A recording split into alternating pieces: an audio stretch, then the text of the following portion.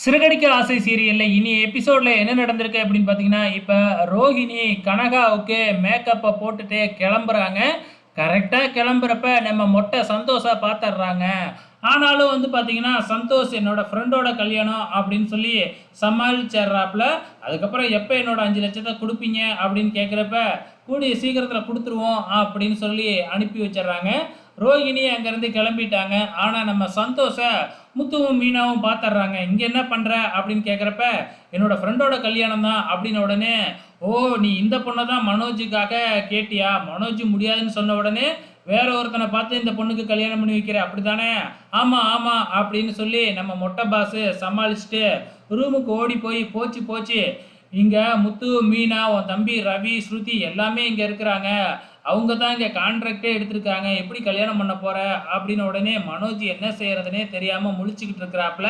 அதுக்கப்புறம் என்ன, அங்க தான் இருக்கிறாப்புலயே நம்ம ஜோசியக்காரரு. அதுக்கப்புறம் பொண்ணோட அம்மாவ கூப்பிட்டு விஷயத்த சொல்றாங்க. இவங்க 2 பேரும் தான் மனோஜோட தம்பிங்க. இவங்க இங்க இருந்தா இந்த கல்யாணத்த நடத்தவே விட மாட்டாங்க. இவங்கள வெளிய அனுப்புங்க அப்படின்ன உடனே, அவங்க என்ன சொல்றதுன்னு தெரியாம வெளியில வந்து முழிச்சுக்கிட்டு இருக்கிறாங்க. அதுக்கப்புறம் கல்யாணம் நடக்கிறதுக்கு லேட் ஆகும். நீங்க இருந்து பார்க்குறீங்களா?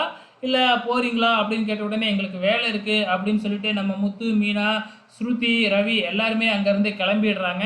அதுக்கப்புறம் மனோஜ கூட்டிக்கிட்டு வராங்க. மனோஜ் கீழே இறங்கி வர்றப்ப, திருப்பியும் நம்ம முத்து திருப்பி வராப்புல. பார்த்த உடனே மனோஜ் ஓடி போய் ஒளிஞ்சிக்கிறாப்புல.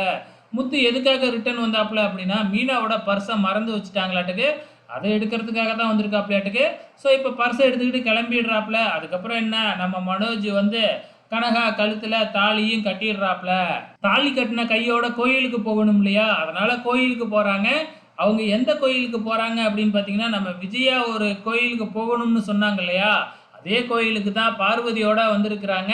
அங்க சாமி கும்பிட்டுக்கிட்டு இருக்கும்போது அதே கோயிலுக்கு சும்மா கல்யாண கோலத்துல மனோஜும் கனகாவும் வந்து நிக்கிறாங்க. இதுக்கப்புறம் என்ன நடக்க போகுதுன்னு தெரியல. பொறுத்திருந்து பார்க்கலாம்.